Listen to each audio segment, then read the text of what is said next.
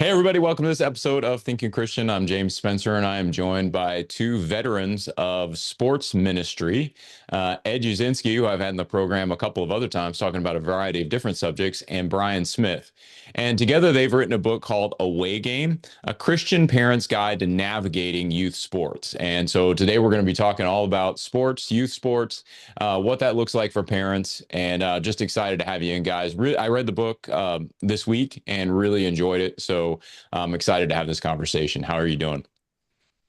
Good. Good to be back with you, James. Yep. Thanks for having us, James. Appreciate it. So, talked a little bit about how maybe you guys connected because even though you're in sports ministry, it's not like we should assume that everybody in sports ministry knows each other, right? So, how did you guys first connect and decide that this was the book that you needed to write? Yeah, it's a great question. Ten years ago, Brian and I started working closely together on a website where we were writing content um, about how the gospel intersects sports. We were taking things that were happening in regular sports culture and just bringing a gospel angle to them. And in the midst of that, we were also having kids and becoming parents of athletes and youth coaches ourselves. And we spend all of our time thinking about sports and ministry from a collegiate and professional level in our work. But now we were really starting to think pretty hard about what's actually going on with our kids at the youth level. And it's out of that we really started to talk about needing a resource or we needed help for how to think about it. So, Brian, go ahead. What would you add to that? Yeah, and we had been talking about needing a resource like this for close to a decade, right, Ed? And so it was one of those things where just kind of worlds collided. It came to that moment where we're having kids go through all of this and seeing the broader conversation taking place in culture of just there's something wrong with youth sport culture and everybody trying to put their finger on what's wrong, how can we fix it, but then us just feeling this conviction of there's got to be a Christian response to what's going on. What would it look like for Christians to live biblically within the context of youth sports? So not to completely um, isolate, not to completely conform, but what would it look like for us to just be in the system of youth sports, but to do that in a way that still upholds a high value of our faith? And so Ed and I love thinking through stuff like that, and out of those texts, phone conversations, we started to put a book together. Failures, yeah, lots of A failures lot that of failures. we were experiencing with our own kids and watching what was happening with other people's kids, starting to become world-class observers of everything that was going on when we were at games and Yeah. listening to what kids were saying. So, how, I mean, obviously this has changed over time because, travel sports have really become something that is a little different, I think, than when I was a kid. I mean, I knew some people who did maybe travel soccer, but they were rare. Now it seems like every sport has sort of clubs that you can join, travel sports, even as young as, elementary school, getting your kids in there and doing some traveling and going and competing against other kids. And so I guess my question would be, how have you seen this sort of change and evolve over time, or maybe devolve over time, depending on how you think about it, and create more challenges for Christian parents as they're having their kids participate in youth sports? And Brian, I'll start with you, and then we can transition to Ed. Is that cool? Yeah, it's great. So, I mean, how did we get to this moment where we're traveling? The book kind of talks about a few different threads that are interwoven that influence that. One that stands out as significant to me is in the late 90s. Disney decided to try to get some of their older kids more involved. That they would build a sports complex, and so that's how the worldwide sports complex started at Disney. It's like this 200-acre complex. They wanted to bring residual income to the property. So their thought was, man, if we can get kids coming to play soccer or basketball or baseball, get their entire family to come, then maybe they would stay for an extra day and show up at Epcot. And what they found was after the terrorist attack in 2011, that people just stopped traveling to these like resort parks, Mm. but their attendance doubled at the sports complex. And so in a weird way, they found like, man, youth sports is really terrorism proof. And there's very few things that parents will not do when it comes to their kids' athletic experience. And so other cities and municipalities noticed that and followed suit and started building these palaces where people would come and travel to play.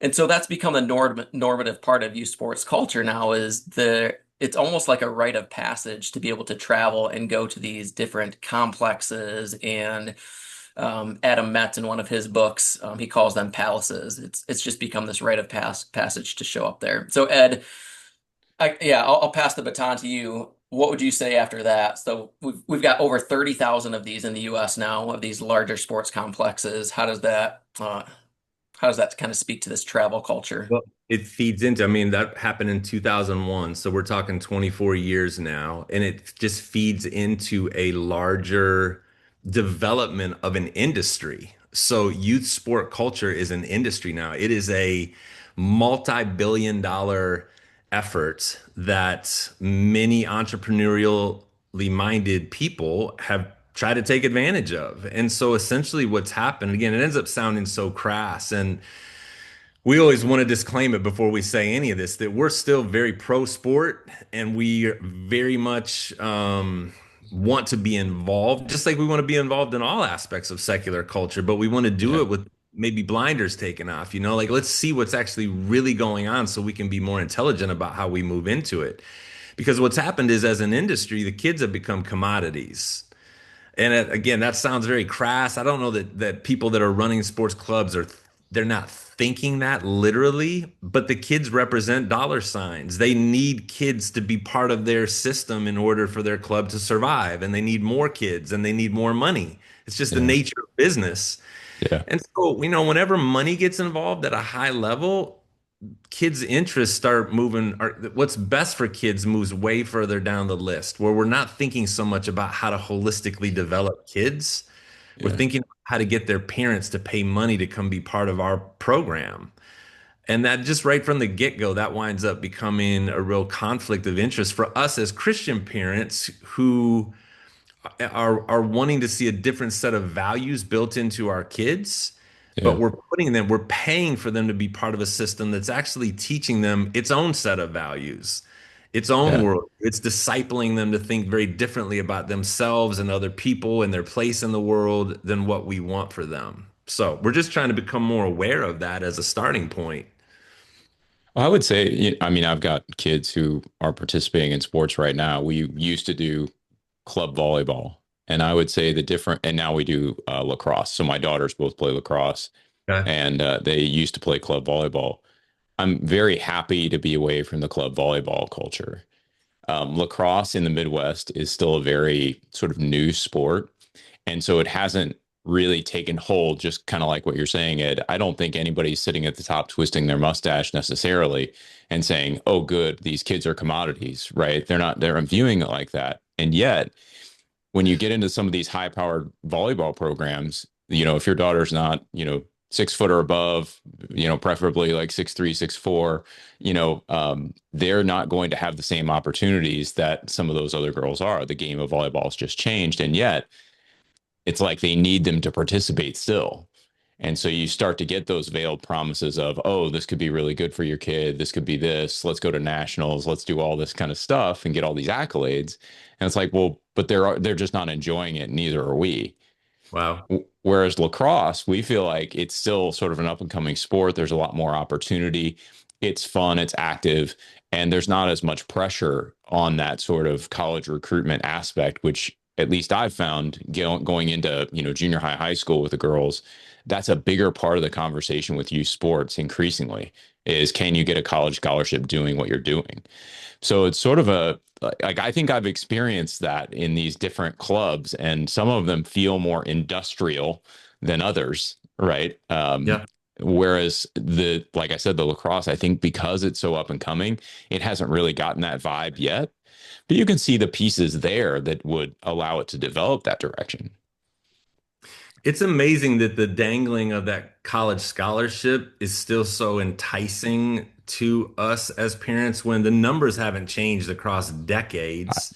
That yeah, there's less than 2 out of 100 kids that are going to even get to play at any level of college, and even fewer of those will actually get scholarship money for it. Yeah. Yeah, I mean, that's a fascinating study in and of itself. Like, why do we still believe that our kid is going to be one of those two? Right. You know, and so we're very vulnerable to those people that are saying we can help you get that. Yeah. We'll help your 8-year-old start to turn into the college scholarship. It starts now. No, I think you're right. I mean, as somebody who's been involved in higher education at a number of different levels, I sort of look at it and go, yeah, but probably not. Most of the schools that are going to be recruiting my daughters, they're going to get stronger academic scholarships at, and all they'll do is sort of slice the pie differently. So if you're getting whatever, let's say to just say $10,000 to give a round number, they'll give you $10,000 max. How they divide that out doesn't really matter. They can give you 5,000 in sports scholarship, 5,000 in academics, and Right. they'll work that out on their back end. But the number really doesn't change that much. And so I think there's some realism that just has to happen with some of these things where parents need to be savvy and look ahead and go, what really is this? Why are we actually doing this? Because it's probably not for a college scholarship. Yeah, Well, it's true. There was a study recently done by Aspen Sports Institute, and they found that 1 out of every 10 parents believe that their kid could either become a pro or Olympic level athlete, and one out Wow. of five believe that their kid can make it Division I sports on scholarship. And I had like posted that online just as kind of a, hey, this is crazy, but it's true. And I had a couple people actually respond of like, yeah, I'm one of those. I'm one of those people, the 1 out of the 5 or 1 out of the 10. I really believe in my kid and we need to have full confidence in our kids.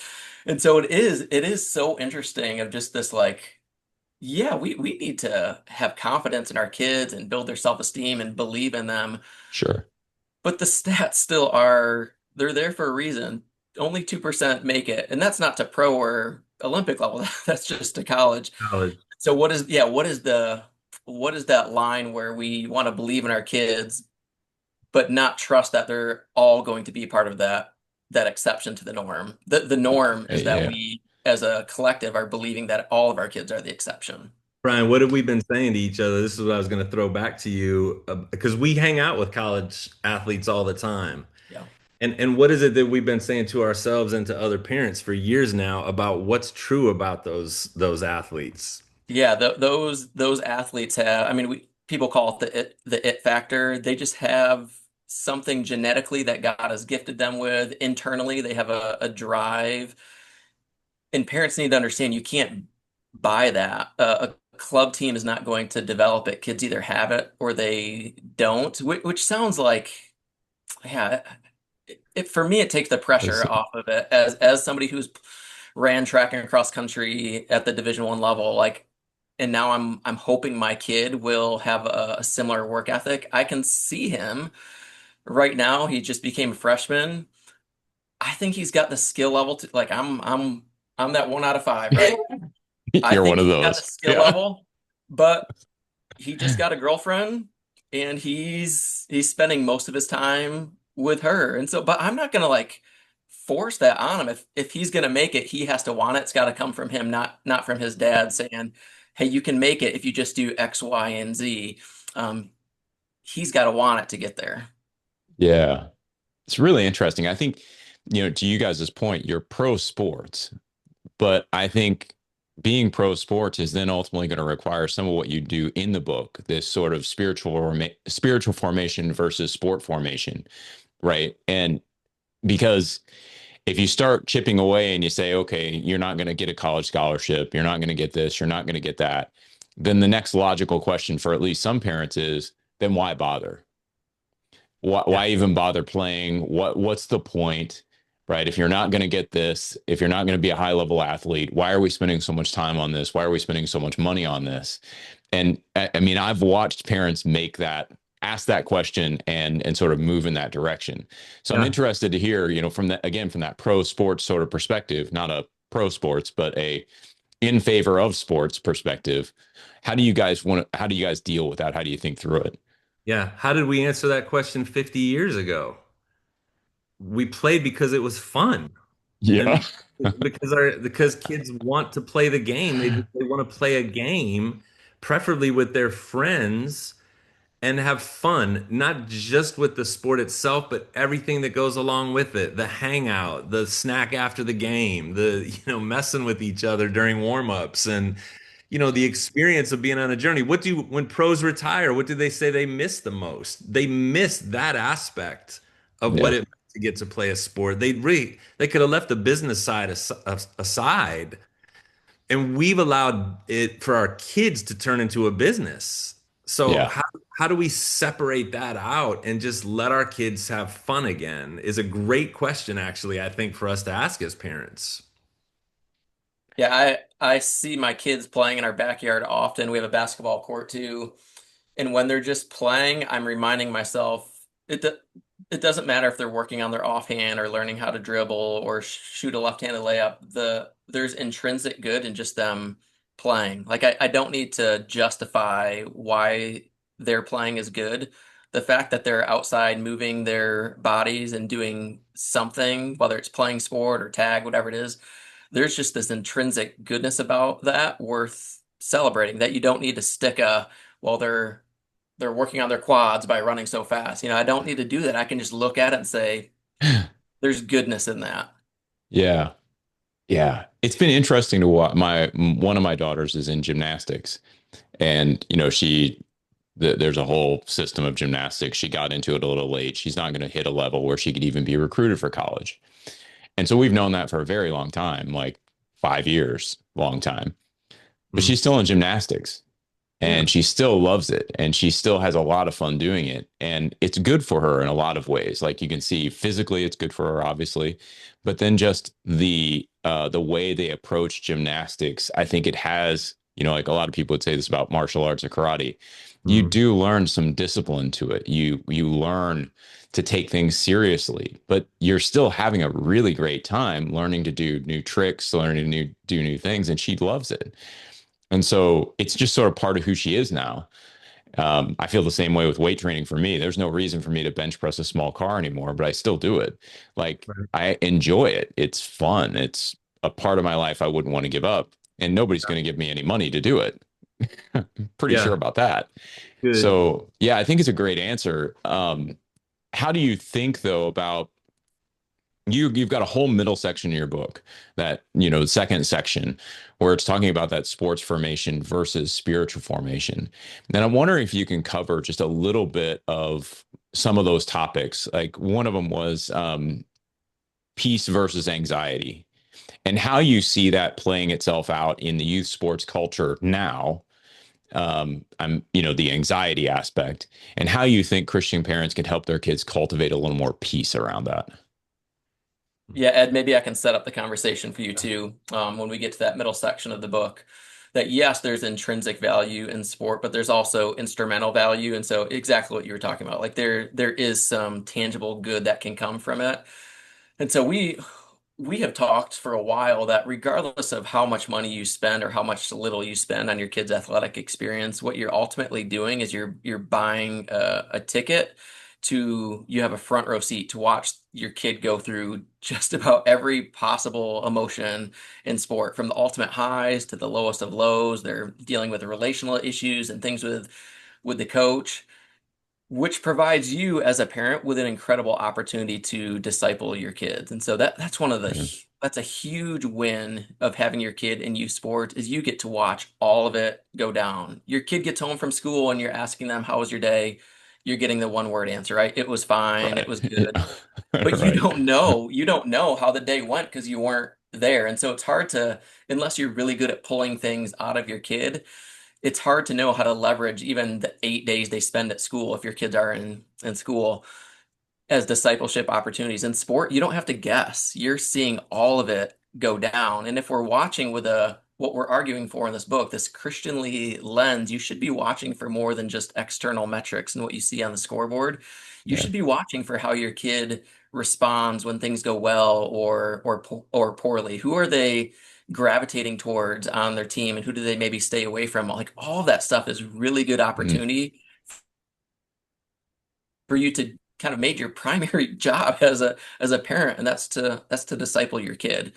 So yeah, Yeah. but when it comes to a topic like peace, we have 7 different characteristics that we talk about in the book. Ed, what would you say about what does it look like to bring peace into that conversation with your I'll kid? just say one more thing as a setup to that, that what we're saying is that sport culture is it is discipling us and our kids to think a certain way about Yeah, good. all of these categories. So just again to be Yeah. aware of it. It's not to condemn sport culture. All of secular culture is probably teaching us most of the time Yeah. anti-God values. So It's not neutral. Yeah. not Yeah. neutrals. Let's just become aware of what's built into the system now that creates anxiety. It's beyond just the performance anxiety that comes with any, you're always going to feel some stress just because you're playing or you're Sure. competing against somebody. But there's this heightened anxiety because winning is the only value that matters, or we're expecting, end of the road perfection right now. Social media is playing a role. It's just becoming aware of Yeah. all these different anxiety creators, and then flipping it around and saying, okay, what does the Bible say about how to acquire peace in the midst of troubling circumstances? What Yeah. does the Apostle Paul teach us about when he had and when he didn't have? The secret to contentment was it had something to do with leaning into Jesus. Okay, so what does it look like to lean into Jesus as a 6 year old? When you're feeling anxiety? Well, first of all, what am I doing as a parent that's actually contributing to the stress that they feel? So that's Sure. step one. Yeah. Again, so that's really hard to admit, like what I'm doing with my words or my behavior, and where is that coming from inside of me? That's a great discussion to be having with other adults. But then once I'm aware of that, how can I incorporate principles um, of discipleship into my 6 year old? And he or she may not understand it right now, but I'm at least going to put them on a trajectory to say, when we feel stress, our first step in your mind is to turn to God and say, I feel stress, God. Yeah. It's things like that. Yeah. Yeah. It's equipping them now. Now let's even take some just ways of relieving stress physiologically. Like we can add that in there. Like let's be part of the peace creators in their life, the shalom creators. And again, we just don't usually think about that because we're too worried about their playing time, and we're upset that they kept hitting the ball into the net on the way down in the volleyball tournament, or they're Yeah. taking strike three, and we need to fix that. That's what's most important. Yeah. And we miss this opportunity, like Brian said, to actually speak into the thing that's going to matter when they're 30. So When, there's yeah, spiritual things, but there's also, I mean, we talk in the book, there's very tangible things that you can do to help our kids when they're feeling anxious. We talk a lot about deep breathing and the impact that just Mm. teaching our kids how to slow down and take 5 deep breaths can have. I mean, it's increasing the amount of oxygen in their blood. It's lowering blood pressure and heart rate. It's reducing tension in their. So there's all these studies done on the benefits of just taking a few deep breaths. And so yeah, we can and we should learn the spiritual aspects of what does it look like to bring peace into this conversation and to run to Jesus and not to what our coach thinks. But there's also just really tangible things that we can help our kids do in the moment when they've just screwed up or when they're going to bat with 2 outs in the bottom of the ninth. Take a couple deep breaths, recenter yourself. Remember that mom and dad love you, God loves you, regardless of the outcome. Just really tangible things. yeah, it's celebrating Yeah. risk-taking failures. I just opened up the book because I'm Oh, that's even, good. so instead of putting all the emphasis on getting the hit in that moment, what if we just backed up off of that even and said, we just want you to swing. Today's just going to be a swing day. And if you strike out, you strike out. We're going to celebrate you swinging the bat Yeah. and Yeah. not get so worked up about the fact that it turned into a strikeout, or again, they didn't come through with the bases loaded or whatever. And we're not saying that because we're participation trophy dads and we don't care at all about the outcome. We do. We're saying your kid actually will have a better chance of succeeding in the end. Whether they end up succeeding on the scoreboard or not, they'll have a better chance of succeeding if Yeah. you wisely engage their sport experience again, instead of just yelling at them to perform and to bring about the result we want. the goal is freedom, right? We want our kids to play with freedom, not under fear. And the way Talk we about do that, talk we need about to that. continue to remind them that what they do has no bearing on our standing relationally with them or with God. Like they're, regardless of what happens, you and me, we're good. I'm just here to watch you. And yeah, like I hope you do really well today, but regardless of whether you do well or it goes horribly, I still Yeah. love you. I still got you. I'm still on your team. Well, James, Well, we would all nod to that and say that of course we all believe that, but we Brian and I were just talking about this Atlantic article that was circulating again, titled "Stop Trying to Raise Successful Kids and Start Trying to Raise Kind Ones." Because they did this survey with adults and kids. So all the adults said that they wanted to raise kind kids. But all of the kids, when they were asked what their parents really valued, all their responses had to do with success, performance success. And so mm, this article was arguing that although all of us would give head nods to, yeah, we want our kids to know that they're fully accepted by us no matter what they do, the kids know that what we're actually saying to them all the time is perform, perform, perform. yeah. And when they don't, they feel the weight of that from us. And they Yeah. hear it too. Like you can hear in youth sports when when a kid drops a pass or lets in a goal, you can hear the audible sigh from the sidelines. And so we Right. can talk till we're blue in the face about like, hey, I love you regardless of your performance. But when they fall short of expectations and they hear from the sidelines, oh, At it, best, that's all they hear. At at best. best, right? Right. Right. They understand the disconnect there. So the book is a lot too about our response. So it really does start with us. We can believe and say all the right things, but it really does start with us and how we're interacting with our kids. Well, I think to you guys' point, I mean, there's been a couple of things that I've been really pleased with as we've entered into this sort of space where there's recruitment happening for my girls. One of them is they've had we kind of had to push them to go and get a number of different experiences. So we're doing a lot of different college visits and just saying, let's go to ones that aren't offering you sports scholarships. Let's go to ones that are. Let's go to ones that have club. Let's go to ones that, all these different ones because you don't know what you want. So let's not get caught in that bubble of you can only go where they're recruiting you. That's a bad bubble to be caught in. They've been really receptive to that. I think the second thing is they've decided that there are some coaches they wouldn't play for, Hmm. and they're just like, no, we don't. They don't articulate it like, oh, we hate this person or something like that. But they're just like, no, they don't really seem like somebody we'd enjoy playing for. And I'm like, that's a really great feeling to watch my kids go, yeah, that school can be out just because we really don't feel like this person is someone we'd thrive under. We don't like the way they do things. We don't Hmm. feel like we'd fit here. And I love watching them go through that process. I think that's really been a good moments for me. Right. But I do think after reading the book, I've been thinking through, how we handle some of these conversations with the girls because, you know, even at these last couple tournaments where they know that coaches could be watching them, you can feel the added pressure.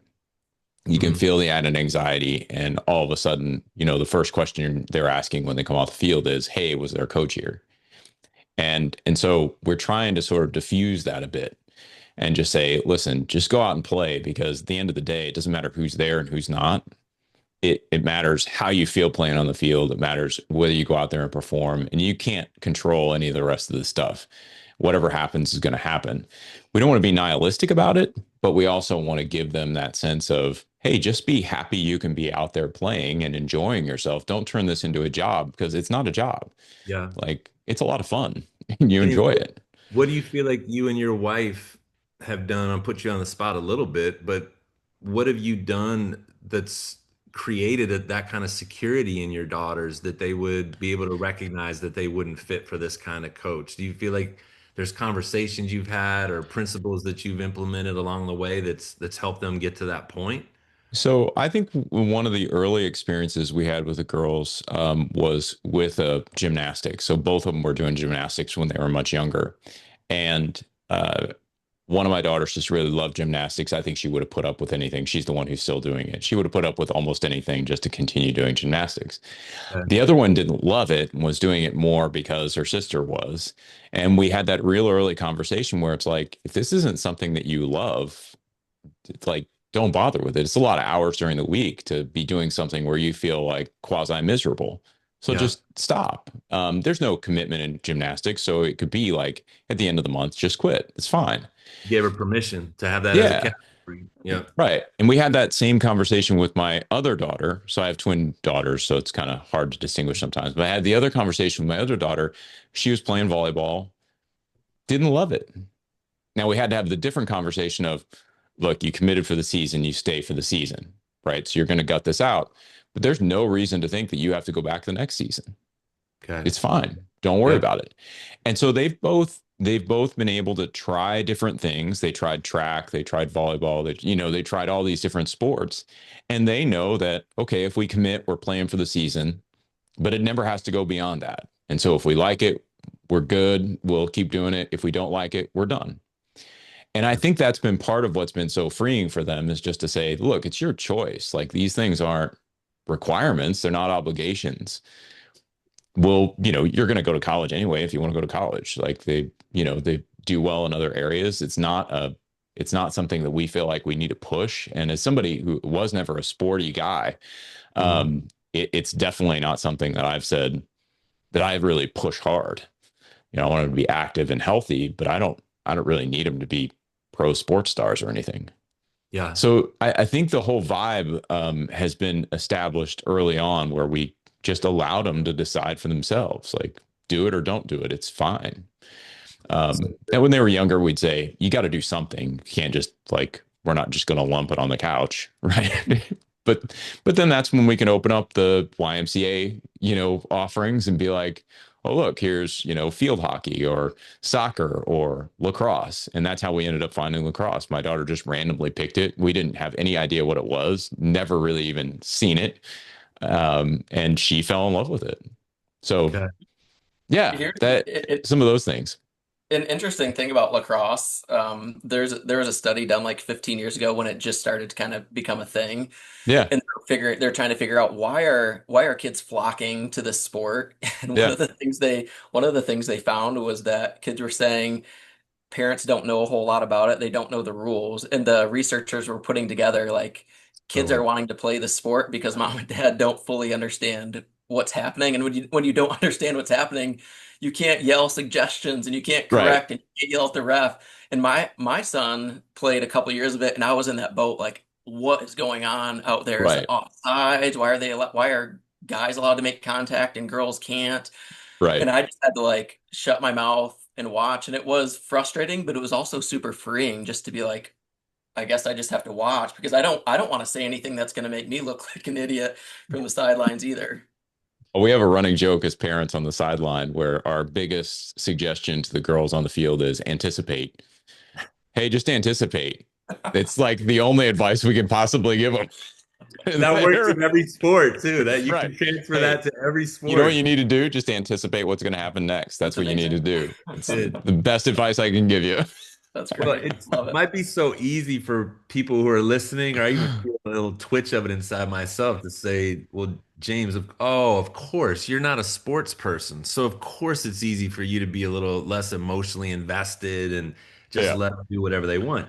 And I would say to myself and other people who are sports people, that's wisdom. What Yes. you did is wisdom. And I need to ask myself why, as a sports person, it's so hard for me to let go and to let them have some autonomy and let them Yeah. choose what they want to do and not want to do without me putting pressure on them to do something other than what they want when it comes Yeah. to a game. And as I've asked myself that, it's honestly exposed a lot of dark stuff inside myself, a lot of insecurities, a lot of regrets, a lot of, wanting them to be something other than maybe what God's created them to be, which are, it's hard to face that Yeah. stuff inside yourself. Yeah. But if we're going to maintain relationship with our kids in their 20s, we need to do that soul searching when they're 15 and when they're 5 so that we don't ruin our relationship with them. Yeah. Yeah, definitely. I know I agree. And I'm not the so my wife is the jock of the family. She played D1 volleyball Oh, okay. before So she you went to do have pharmacy it. school, and so It's yeah, in we've there. still got that impetus. But I will say, my wife made a very similar choice. She was being recruited to a school here in St. Louis where her sister was also playing, and they decided not to recruit her to recruit a different setter. She was a setter at the time because they figured she'd just walk on. Okay. And my wife's like, I don't really want to play those games. And so she didn't play her first year of college. Okay. When she transferred up to UIC, that's when she started playing. And then she only had a year before she entered pharmacy school, which nobody plays during pharmacy school really, or didn't back then. Yeah. But, I watched her make that choice too of like, what's really important to me and why would I want to play for you all that are just playing games? Wow. Right? You're playing games with people's lives here, and you just think you're so amazing that I'm just going to fall at your feet and come out regardless.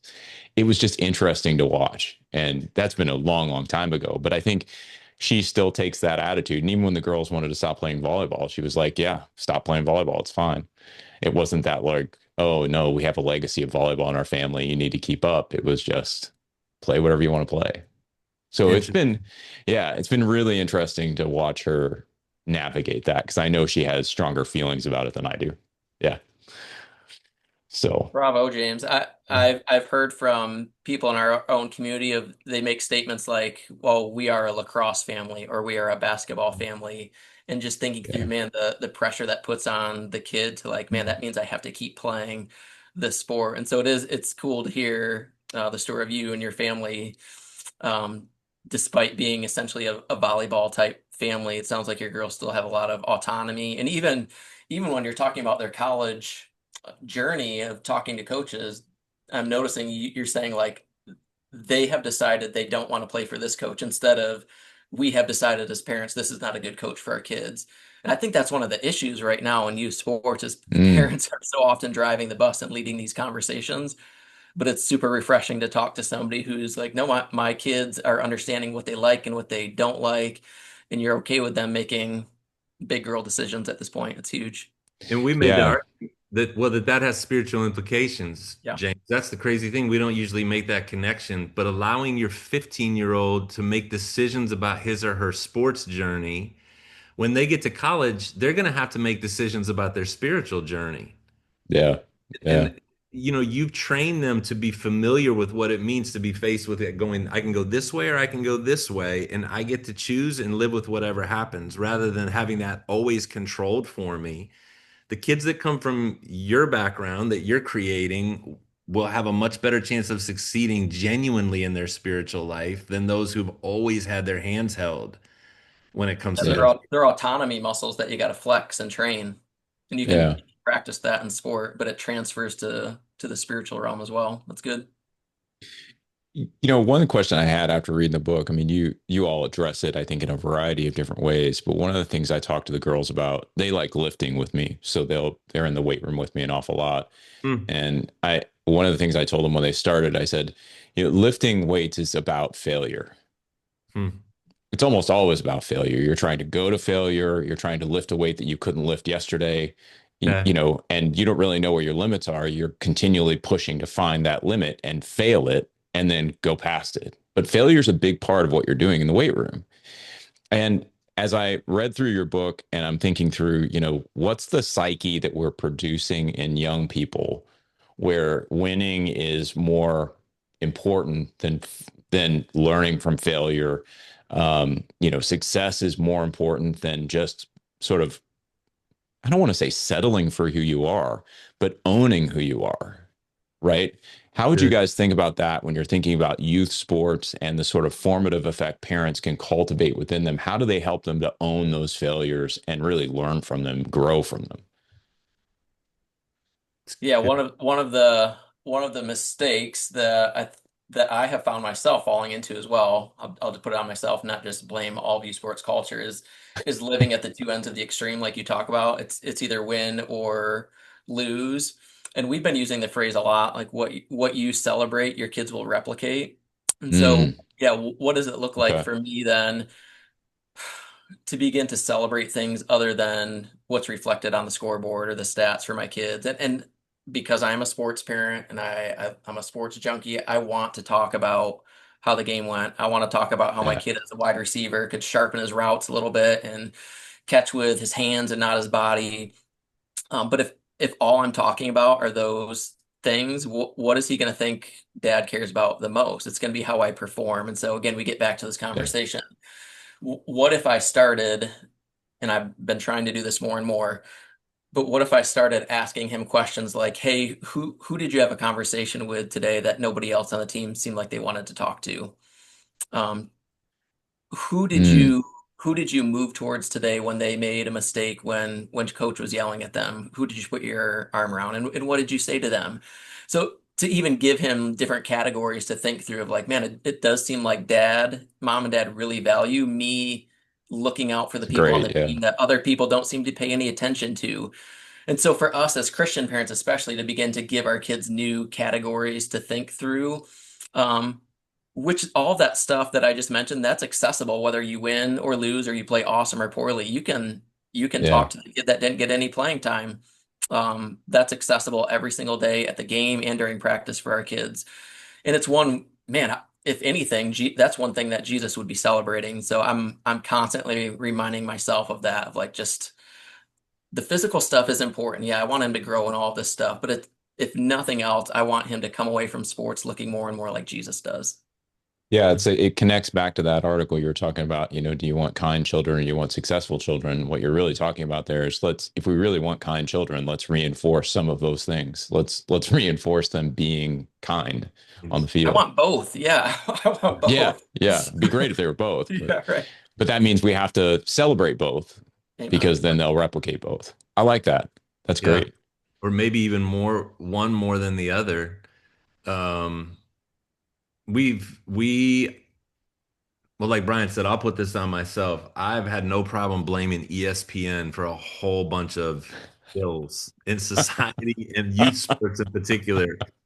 And another one to the list is this idea that winning on the scoreboard and winning the championship is literally all that matters in sports. Somebody asked Yeah, us today, like, how do you know that, or how do you prove that? Well, that's what the talk shows talk about. They have to talk about something, and what they've decided to talk about is primarily the champions.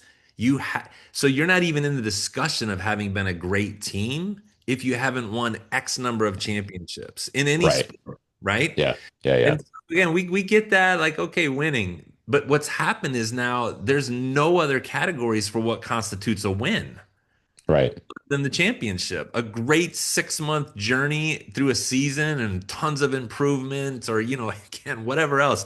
Yeah, None of that means anything if you're not holding the trophy at the end. And oh, by the way, you get to hold the trophy for like 5 minutes before we start talking to you about having to do it again next year. Legacy. Then it exactly. becomes And then legacy we and start talking Yeah, how you legacy. stack against all-time greats. And yeah. So it yeah, just becomes silly almost. It's just because there's so many circumstances that are outside your control that go into actually getting a trophy in your hands.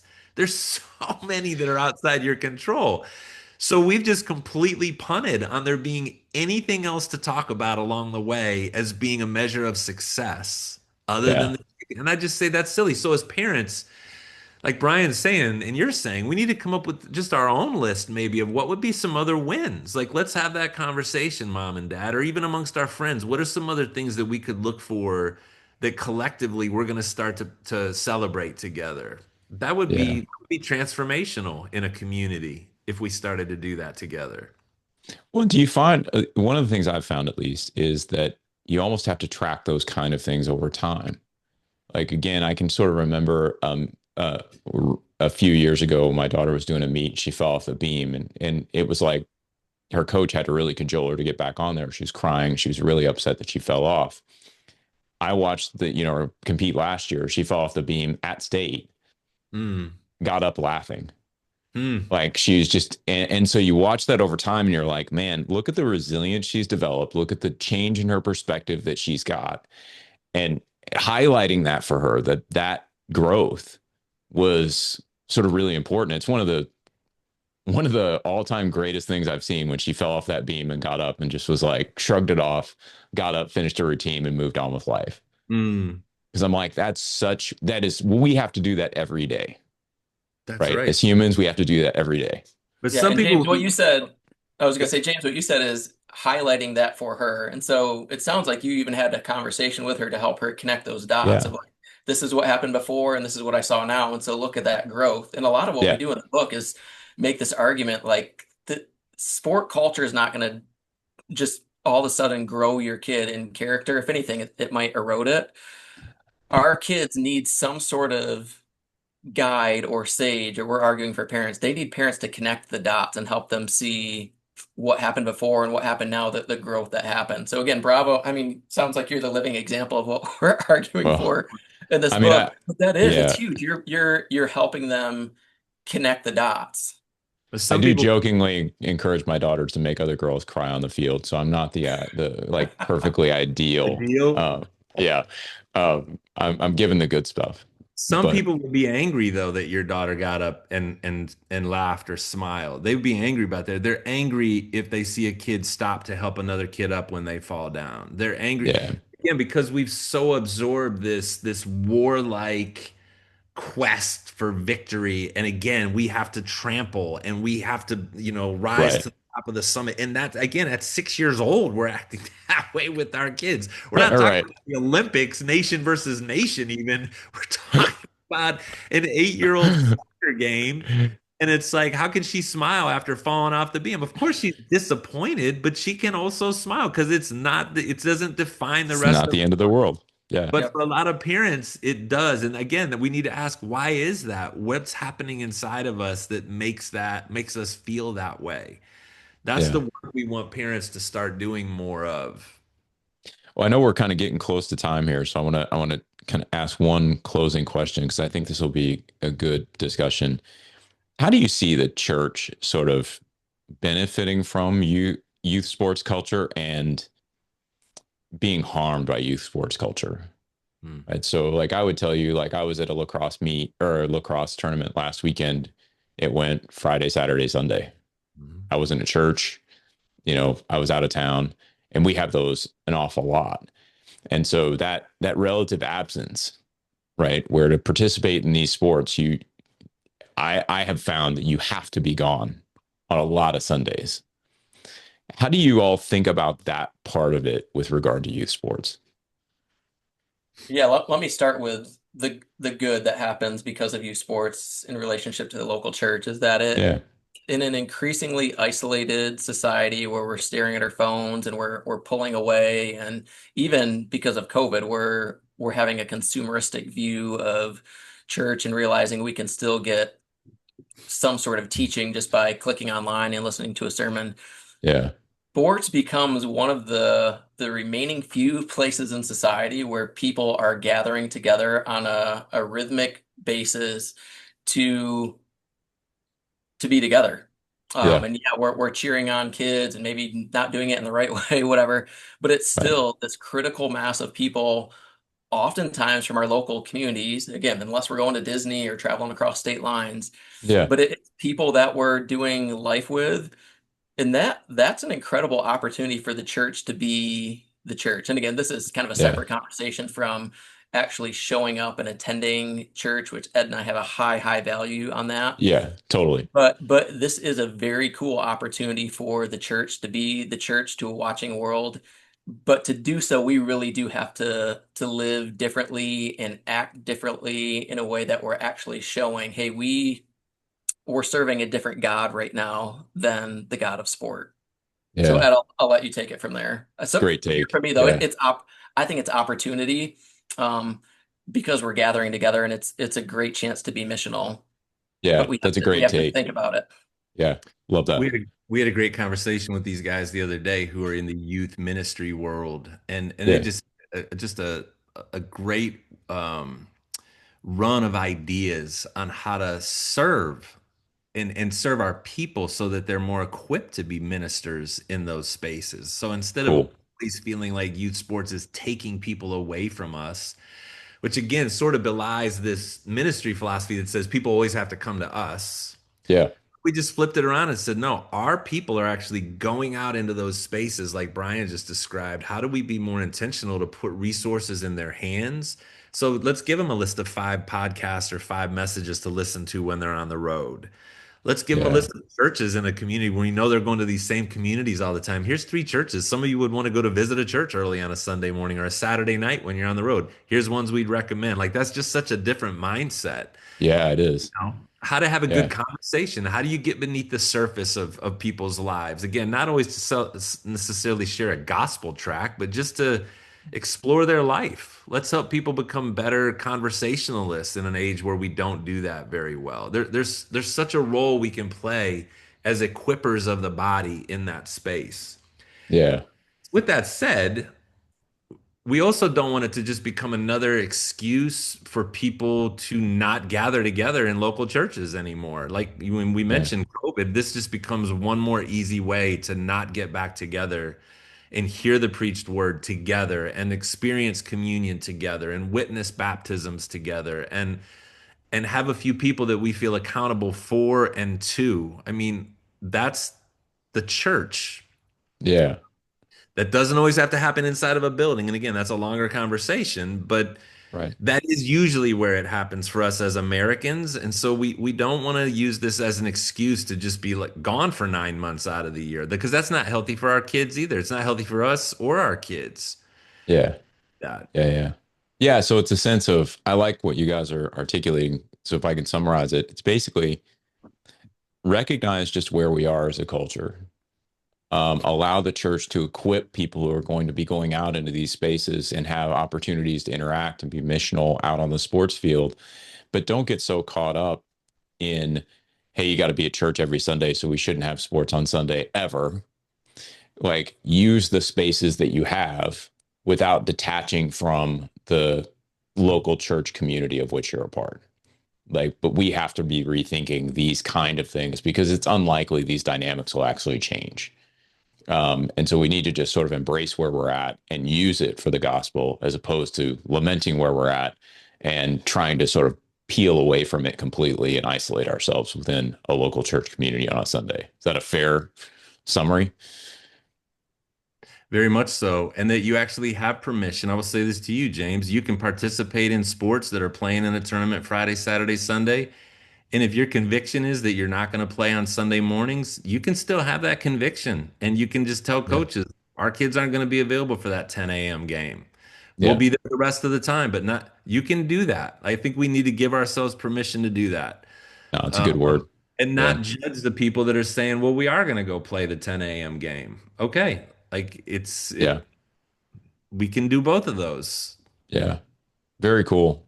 Well, guys, I enjoyed this book as somebody who has, like we've talked about, daughters. I have daughters in sports. Um, it was just really helpful and refreshing to read through. And so I'd encourage any parent who's got kids in sports, whatever age, really, to pick this up and get it and give it a read because I think there's a lot of helpful insights from a couple of guys who've been involved in sports ministry for a really long time. So appreciate you being on the show. Appreciate you writing the book, and yeah, just thanks for being here. Thanks, James. Yeah, enjoyed Thank it. Brian, good meeting you. And yeah, hopefully we can connect on the podcast again. I know I've had Ed on. This is your third time, Ed. So welcome Yes. back, I guess. But Yeah. always a joy. Always good to speak with you. So all right, everybody. Well, that concludes this episode. We'll call it a day with that. Thanks for sticking with us, and we'll catch you on the next episode of Thinking Christian. Take care, everybody.